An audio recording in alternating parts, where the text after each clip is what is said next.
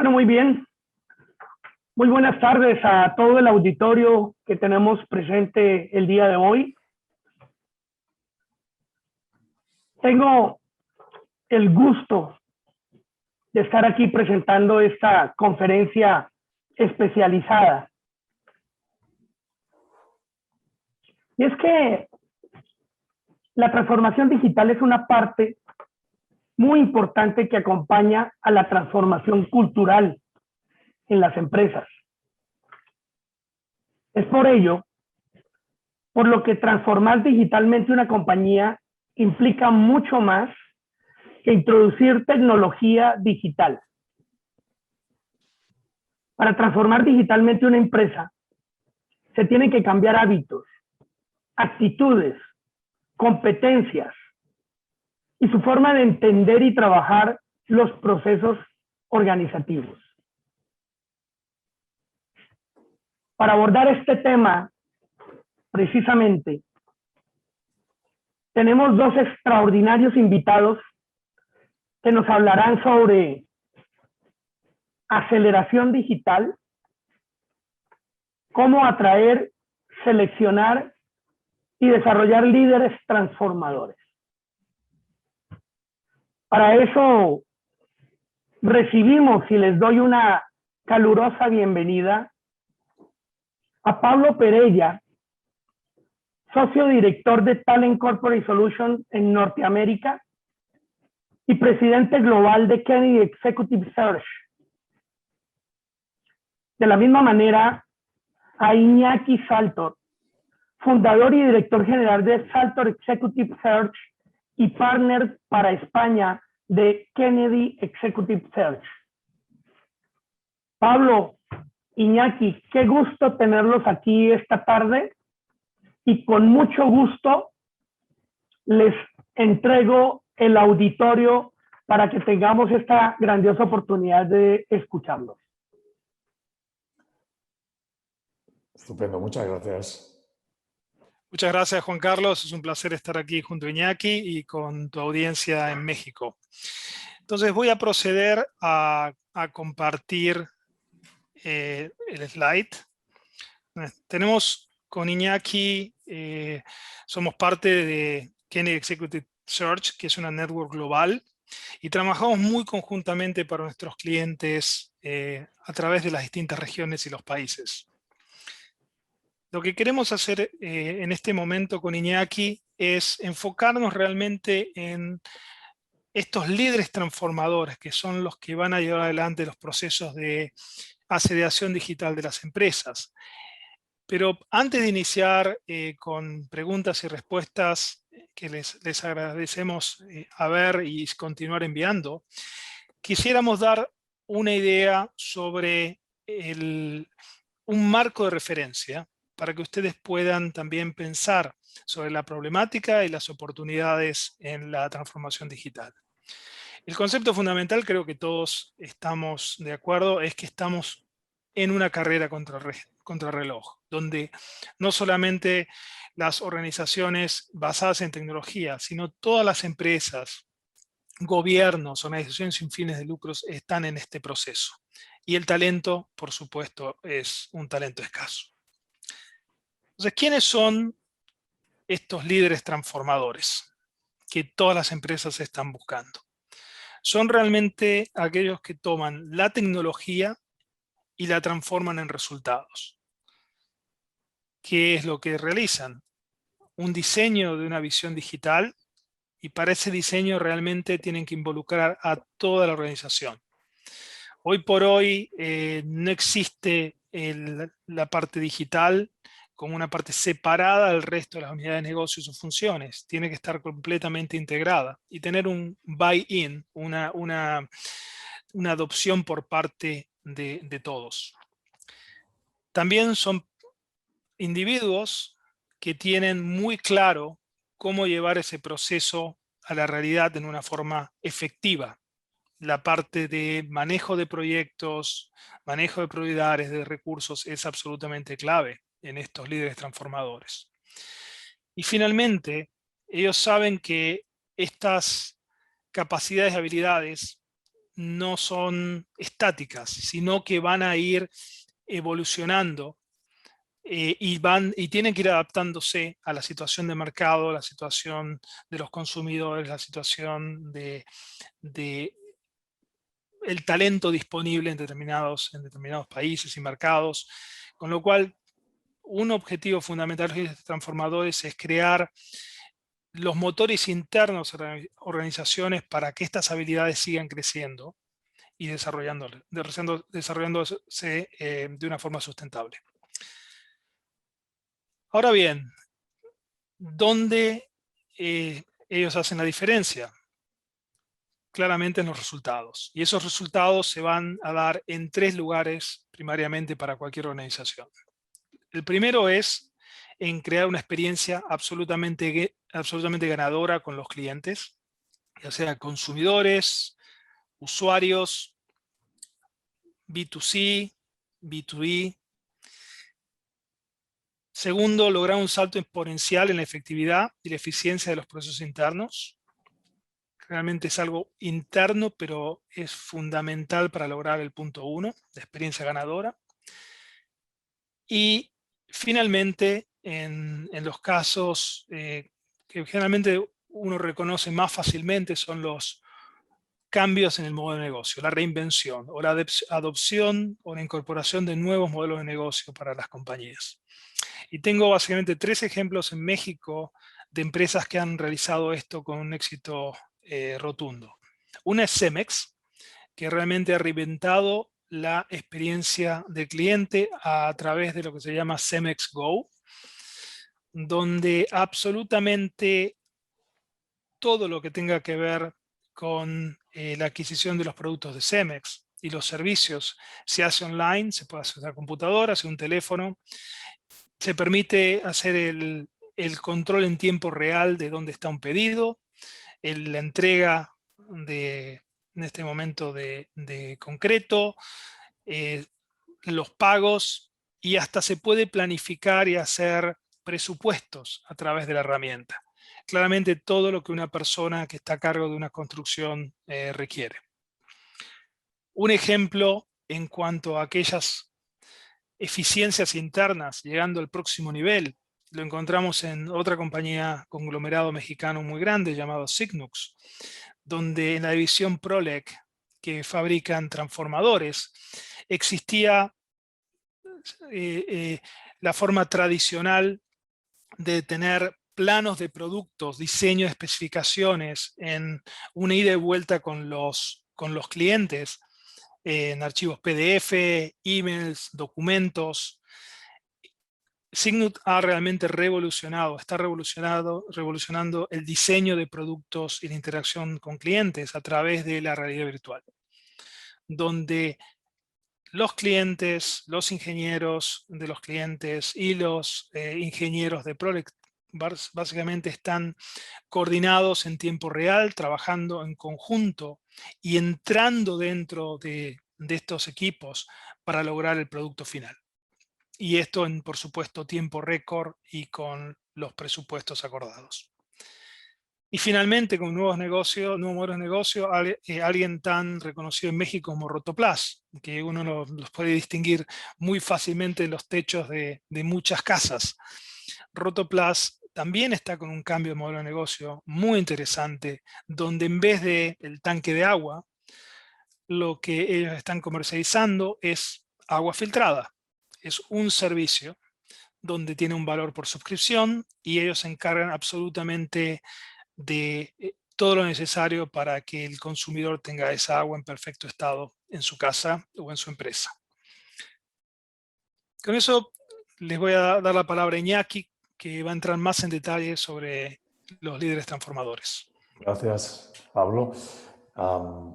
Efectivamente, lo que nos está presentando Pablo, lo que nos comentaba Pablo, son casos de éxito de transformación de negocio. Para transformar un negocio necesitas una serie de habilidades que no son únicamente habilidades digitales, obviamente muy importantes. Estas transformaciones que nos presentas, Pablo, pues son transformaciones hacia modelos de negocio más digitales. Pero además de la habilidad digital, aquí existe un concepto fundamental que es el liderazgo. Por lo tanto, podemos distinguir diferentes tipos de líderes en una organización. Estamos hablando de los líderes transformadores, que son aquellos que tienen una alta habilidad digital, pero que además tienen una alta habilidad de liderazgo, y ahora hablaremos de qué tipo de liderazgo, que también es relevante e importante. Los líderes conservadores, que son aquellos que aportan una alta habilidad de liderazgo, pero en cambio no tienen suficiente conocimiento, suficiente habilidad digital para llegar a ser el líder transformador que estamos buscando y que necesitan las compañías. Después están esos ejecutivos que tienen la habilidad digital, pero en cambio no son líderes, no tienen esa habilidad de liderazgo necesaria. Y finalmente, los principiantes, que son poco dóciles en lo que es habilidad digital y tampoco tienen una habilidad de liderazgo fuerte, ¿no? Si nos fijamos en cuenta de resultados, si nos fijamos en números, si nos fijamos en ROI, nos damos cuenta que los líderes transformadores son aquellos que consiguen una rentabilidad sobre sus operaciones, sobre los resultados, sobre el resultado operativo, mucho más elevada que cualquiera de los otros líderes, ¿no? Un 26% respecto, por ejemplo, un 24% menos de los principiantes. Y eso lo consiguen gracias a sus diferentes capacidades. Cuando hablamos de líderes digitales, estamos hablando de ejecutivos que aportan una visión digital noble e integradora. Y eso quiere decir un liderazgo sistémico. Eso quiere decir que piensan en ecosistema, no únicamente en su departamento, en su área, sino que son mucho más transversales a toda la organización. Tienen una visión más holística de lo que es la organización, de lo que es el negocio. Son capaces de desarrollar conexiones entre todas las áreas y, por lo tanto, conseguir gestionar equipos multidisciplinares. Y además aportan una capacidad de empatizar, una capacidad de conectar con los equipos, con la gente, con los diferentes stakeholders y de esta forma crear conexiones y conseguir objetivos comunes.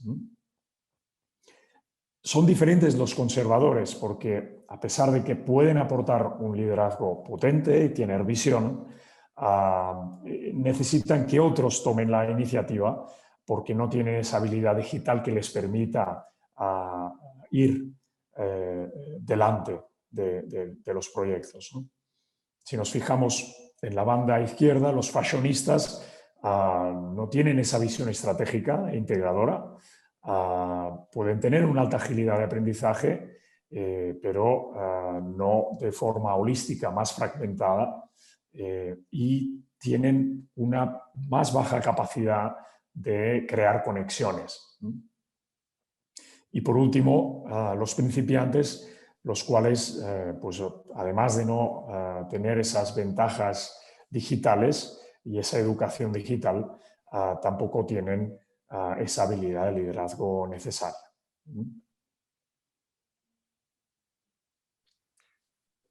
En este desafío que tenemos, sobre todo las personas que trabajamos en el área de recursos humanos, lo primero que tenemos que hacer es mirar hacia adentro de nuestras organizaciones.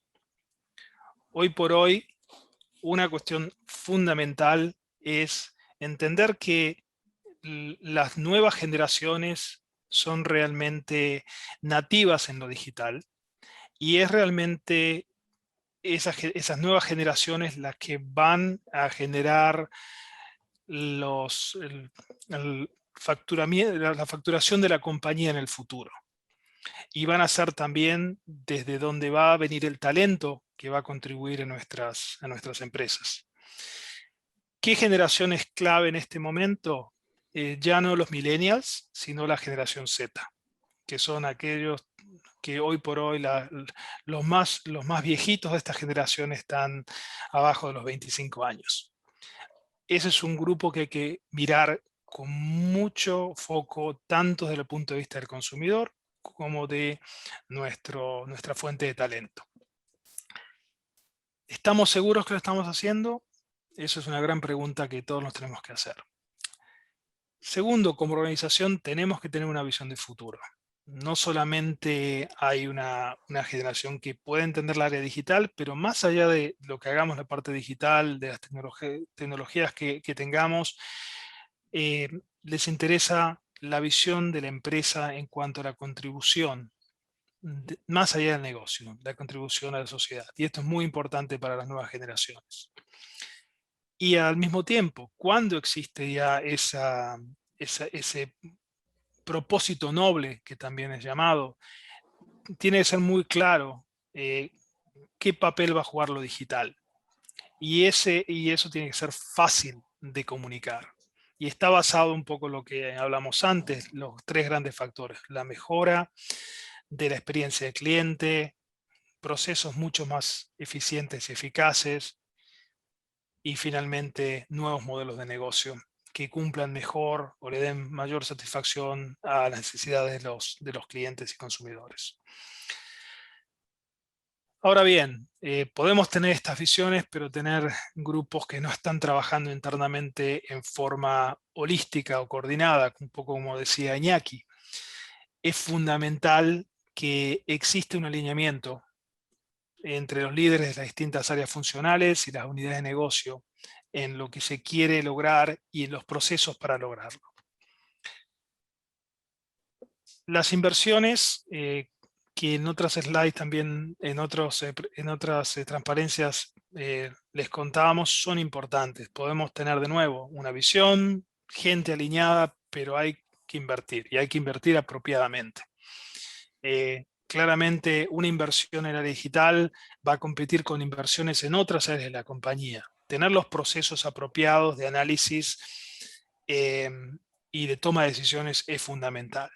Y sobre todo cuando en la parte digital estamos hablando de tecnologías nuevas y habilidades nuevas, con lo cual hay que construir a largo plazo.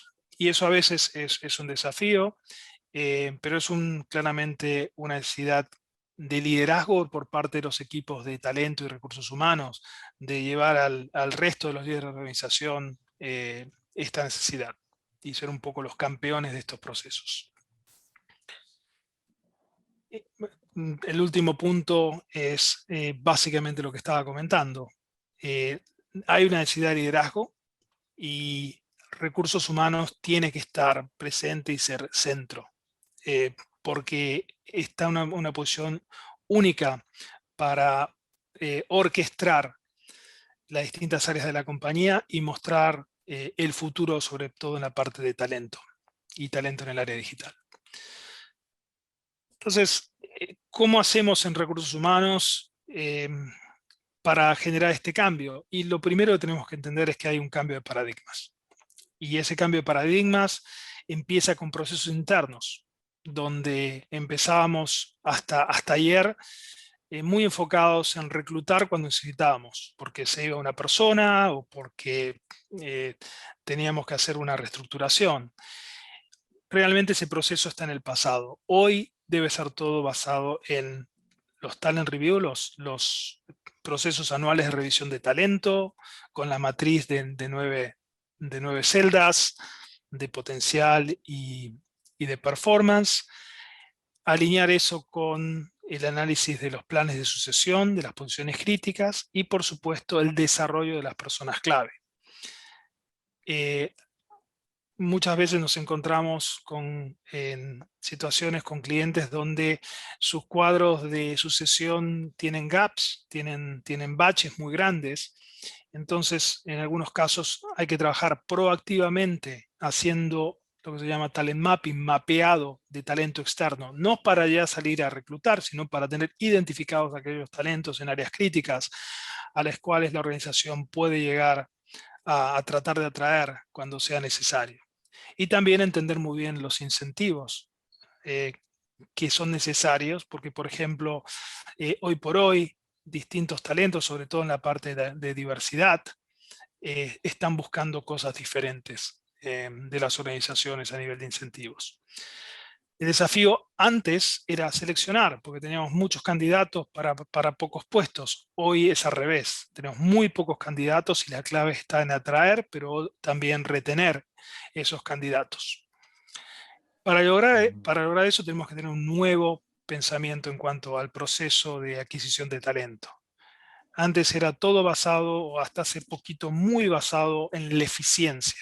Y ahí se han utilizado nuevas herramientas tecnológicas o lo que se llama el área de outsourcing de procesos de reclutamiento para posiciones claves, posiciones importantes, sobre todo en la parte digital. Esos procesos no han sido demostrados efectivos. La experiencia del candidato es absolutamente fundamental. El candidato tiene que sentirse súper valorado por la empresa que lo quiera traer, y los procesos tienen que demostrar en cada paso el nivel de calidad, el nivel de comprometimiento, todo lo bueno que la empresa tiene para ofrecer. Hoy en día, Perdón. perdón, Pablo. Sí, no, pues justamente para pasarte la palabra a Iñaki, Sí. que parte importante de esa Candidate Experience es el proceso de entrevistas. Sí, hay que tener en cuenta, como comentaba Pablo, que hoy en día el talento es escaso. Al ser el talento escaso, recursos humanos y la parte de reclutamiento se convierte en un área estratégica para la compañía. Estamos compitiendo por el talento no solo con nuestros competidores, sino con otros sectores. Por lo tanto, el proceso de selección, de evaluación y de captación de talento tiene que estar muy bien definido. Tenemos que diferenciarnos y tenemos que crear desde un primer momento un engagement, un compromiso fuerte con los candidatos con los que nos estamos relacionando, ¿no? Y por eso partimos del ayer de entrevistas más tradicionales y hoy en día tenemos que buscar esa atracción. Y un concepto muy interesante es la gamificación, es decir, procesos con cierta metodología del juego para captar la atención de los candidatos y que esa interacción con nosotros desde un primer momento, desde esa primera entrevista, sea una experiencia diferente, diferenciada, además de ser objetiva, para conseguir evaluar de una forma ágil y potente a las candidaturas, ¿no? Anteriormente nos basábamos mucho en el foco en titulaciones, en la experiencia funcional. Eso hoy en día es un must, es algo que, bueno, pues debe estar, pero no es lo fundamental analizar en una evaluación. Lo principal es, y en un mundo VUCA, en un mundo volátil, incierto, complejo, cada vez es más importante que un ejecutivo tenga agilidad para aprender, esa voluntad de aprendizaje continuo. Cuanto más ágil sea, más capacidad tendrá para adaptarse a nuevos cambios, ¿no? Y finalmente, y además, perdón, también es muy relevante esa capacidad de relacionarse con gente, el networker, alguien que pueda tener muy buena relación con gente para conseguir crear vínculos internamente, pero también que sirva de imán de talento externo. Otro punto importante y diferencial es, anteriormente nos basamos mucho en la inteligencia racional, en el IQ, y hoy en día es muchísimo más importante la relación, la inteligencia emocional, la capacidad de empatizar, la inteligencia social. Y por último, y muy relevante también, la búsqueda para corporaciones de un perfil más más tradicional, más corporativo, y hoy en día, debido a esta incertidumbre y a estos cambios constantes, estamos buscando y intentamos detectar y evaluar ese espíritu más emprendedor para desarrollar emprendeduría dentro de las corporaciones, dentro de la empresa, para captar estos líderes transformadores de los cuales estamos hablando, ¿no?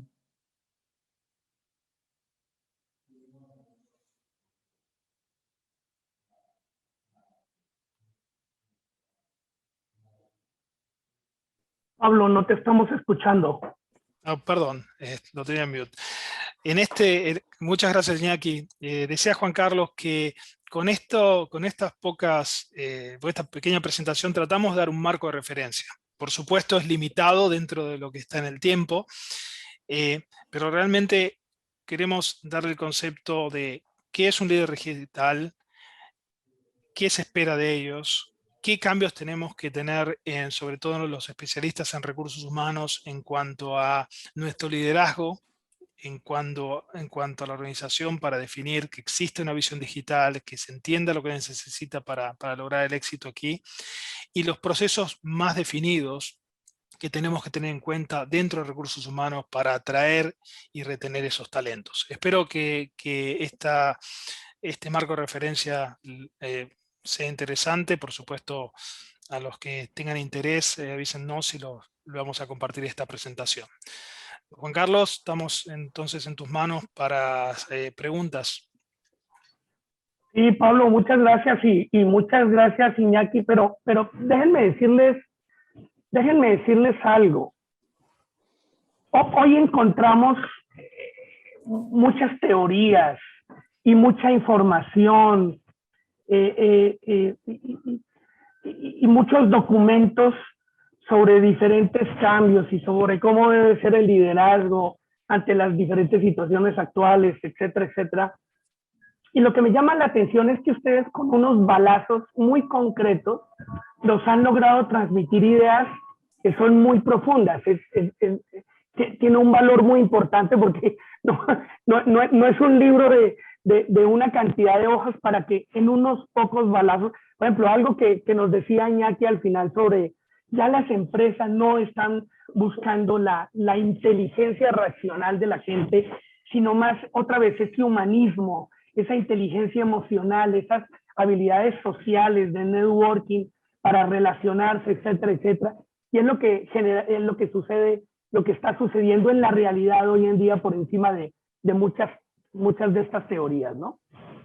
Otra palabra que les escuché a ustedes hace un rato que me parece muy importante destacar y que también, dos palabras muy importantes, la transformación y de ahí nace el líder transformacional, por un lado, empresas transformacionales con líderes transformacionales, y por el otro lado, lo decía hace un momentito también Iñaki, los líderes que estén dispuestos a enfrentar entornos y situaciones críticas, como son las famosas habilidades o competencias VUCA, que debemos tener actualmente y sobre todo en el último año de pandemia.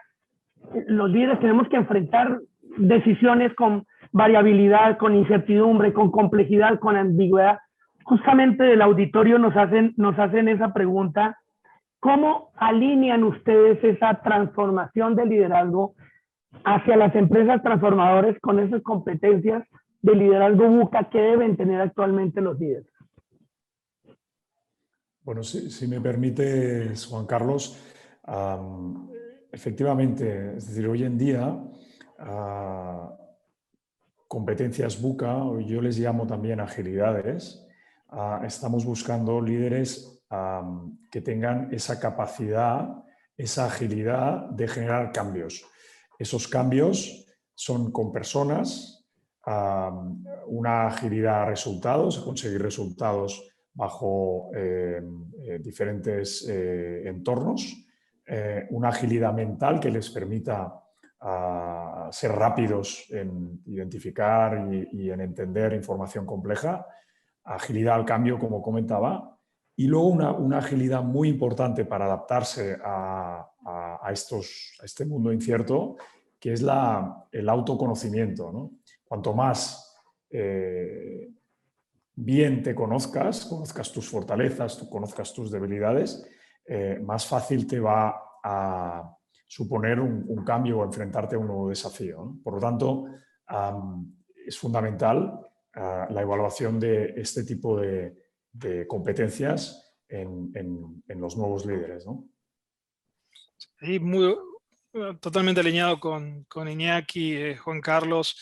Creo que la necesidad del autoconocimiento también ha traído todavía más necesidad de lo que se llaman las autoevaluaciones, llamadas psicométricas en el pasado. Hoy por hoy es algo realmente muy importante que las personas hayan tenido la experiencia y hayan podido reflexionar y avancen. En los procesos, nosotros como muy enfocados a reclutamiento ejecutivo, no existe proceso sin que exista un assessment, una evaluación. Determinadas compañías buscan más énfasis en algunas cuestiones que en otras. Estamos viendo un foco muy importante en potencial de liderazgo, que incluye mucho de lo que habíamos hablado hoy, y también énfasis en inteligencia emocional en estos tipos de líderes. Después hay otras cuestiones que nosotros, por nuestro trabajo, siempre buscamos y son precursores de personas que tienen esa capacidad. Entonces, a veces, por ejemplo, una persona que ha estado muy activa en deportes de equipo, tienen generalmente algunas ventajas con respecto a agilidad de adaptación, trabajo en equipo, etc. Una persona que está, por ejemplo, como ayudante de cátedra en una universidad, hoy es una persona que sabe tratar a gente de la generación X, Z, por ejemplo. Entonces hay algunas cuestiones que nosotros nos fijamos desde el punto de vista nuestro que nos permiten, no vamos a dar todos los secretos en este momento, pero nos permiten tener mayor capacidad de éxito, entregar éxito a las organizaciones para las cuales trabajamos. Vale, muy bien. Yo creo que sí, justamente lo importante es la experiencia que ustedes tienen con diferentes herramientas de lograr entender esas habilidades en diferentes candidatos. Hay una pregunta aquí que nos pone en paralelo, digo, la pregunta en concreto es cómo se puede alinear la digitalización y la tecnología a los procesos humanos dentro de la organización. Y para ello creo que también vale la pena destacar un poco la experiencia que tú tienes, Pablo, en Estados Unidos y los procesos que se viven, como los que tú tienes, Iñaki, en Europa, desde España. Porque Pablo está en este momento en Estados Unidos y Iñaki está en España. Y sé que los dos trabajan muy conectados con Kennedy Executive Search. Y tienen una visión de Europa y una visión de Estados Unidos que para Latinoamérica es muy importante, aunque hoy tenemos dentro del auditorio casi 24 países que nos están acompañando. Pero ¿cómo ven ustedes esa alineación o ese paralelo entre la digitalización y la tecnología y lo que es los procesos humanos que están buscando las organizaciones cada día más dentro de las empresas? Yo básicamente lo que te diría es que hoy por hoy un proceso digital que no tenga en cuenta, no esté totalmente sumado al humano, no va a funcionar. Eso es muy claro. Lo vemos desde el punto de vista de procesos de reclutamiento, por ejemplo, como había comentado, cuando se trata de eficientizar un proceso de selección, utilizando herramientas digitales sin pensar en la experiencia del candidato, esos procesos tienden al fracaso. Cuando no se tienen en cuenta cuestiones como la diversidad y la inclusión, que son totalmente claves en este momento en Estados Unidos, en Europa, hasta diría en muchos países de América Latina, esos procesos van a fallar. Con lo cual existen formas de trabajar que conjuguen las dos áreas, lo humano y lo digital, porque si no lo haces vas realmente a fracasar. Las compañías que empiezan con una tecnología como Driver son empresas realmente que nosotros vemos que aparecen, tienen alguna cosa interesante, pero si no logran ir al siguiente paso, que es humanizarlo y poner ya sea al talento, al consumidor, a la comunidad primero, nosotros vemos que no son de largo plazo. Sí, Iñaki, si tienes para sumar ahí. No, sí, sí, no, totalmente de acuerdo contigo, Pablo. Únicamente para complementar un poco tu respuesta. Hoy en día nos piden posiciones de transformación y normalmente son posiciones de transformación digital, como hablábamos, ¿no? Pero el énfasis en la descripción de la necesidad no es tanto en el conocimiento digital, que esto obviamente hay que tenerlo, pero es un conocimiento digital más amplio, más generalista, sino principalmente esa capacidad, y lo hablábamos antes, ¿no? Esa capacidad de ser humano, esa capacidad de transmitir, de llegar a todos los ámbitos de la organización, de poder sumar a los equipos, de poder influenciar, de poder realmente transmitir, ¿no? Por lo tanto, la parte tecnológica es un must, es un conocimiento que tiene que estar, pero lo más importante son las soft skills, las competencias más humanas, ¿no? De relación con los otros, ¿no? Excelente. Bueno, se nos acaba el tiempo. Tengo una pregunta y me parece que la pregunta fue fabricada para ustedes, pero ya tenemos los últimos minutos y la voy a hacer así muy rápido. ¿Cómo se logra hacer una diferenciación entre los procesos de búsqueda y selección ejecutiva anteriores, en el que se bajaban estrellitas del cielo que alumbraban mucho, pero por muy poco tiempo, a los procesos que hoy se deben hacer dentro de las organizaciones, mucho más precisos, mucho más ajustados, con gente que otorgue un valor al proceso de la rentabilidad y del desempeño de la organización? ¿Cómo sería esa comparación entre procesos que tradicionalmente hicimos durante muchos años a los que evidentemente ustedes están haciendo hoy en día? Yo comentaría que lo primero que diría... Pablo, ¿querías...? Sí, no, yo antes que, porque era una respuesta que tú puedes dar, Iñaki, pero solamente una cosa para acrecentar.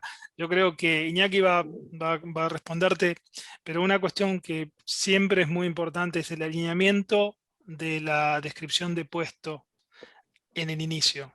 Una de las claves en esta situación es que muchas veces se va con una descripción de puesto tradicional para un puesto que ya dejó de ser tradicional. Y entonces esa es una cuestión a trabajar, pero no solamente eso, es una primera parte. De hecho iba a responder un poco en esa línea. O sea, si nos vamos a un mundo industrial, una dirección comercial en una empresa X, comparado con una dirección comercial en una empresa del mismo sector o sectores colaterales, pues tenía una job description muy similar. Hoy en día no tiene nada que ver porque hay muchísimos más conceptos a tener en cuenta en esa job description. Entre ellos el propósito de la compañía, que antes Pablo hablaba, los valores, cómo trabaja esa empresa, cuáles son sus desafíos, cómo son las personas, cómo interactúan entre ellas, cómo es la cultura de la empresa. Esto por un lado. Y después los procesos internos, y ahí entra también la parte tecnológica, digital, etc. Por lo tanto, como comenta Pablo, la descripción y el entendimiento de la necesidad de lo que es necesario es fundamental. Y a partir de ahí, la evaluación pues también es muchísimo más completa. No únicamente se evalúa la parte de experiencia, que eso es más TIC, oye, lo tiene, no lo tiene, sino que hay que profundizar muchísimo más en el encaje, pues eso, con el propósito, con la cultura y luego con las competencias necesarias para la posición y principalmente, como hablábamos, las competencias soft. Y para cerrar, yo creo que es fundamental el onboarding. Tiene que haber un proceso bien construido de onboarding, porque hay casos donde básicamente nuestros propios candidatos nos dicen, me dejaron solo después de una semana. Eso realmente no puede pasar. Nosotros trabajamos con nuestros clientes para que esos planes de 30, 60, 90 días estén bien preparados en el día 1. Perfecto, perfecto. Bueno, pues muy bien, yo creo que podríamos seguir conversando toda la tarde sobre estos temas, pero el tiempo no perdona. Yo quiero darles un agradecimiento muy especial a Pablo y a ti, Iñaki, por todos estos bullets e ideas que nos han dado esta tarde, que con toda seguridad el público se los va a llevar para practicarlos tanto profesional como organizacionalmente dentro de cada una de sus empresas. Pues espero en una próxima ocasión que no sea muy lejana, que volvamos a conversar de estos temas y les agradezco mucho. Una feliz tarde y feliz resto de semana para ustedes. Muchísimas gracias. Muchas gracias. Gracias a vosotros. Un placer. Adiós, a disposición. Muchas gracias. Que estén muy bien. Bye. Adiós.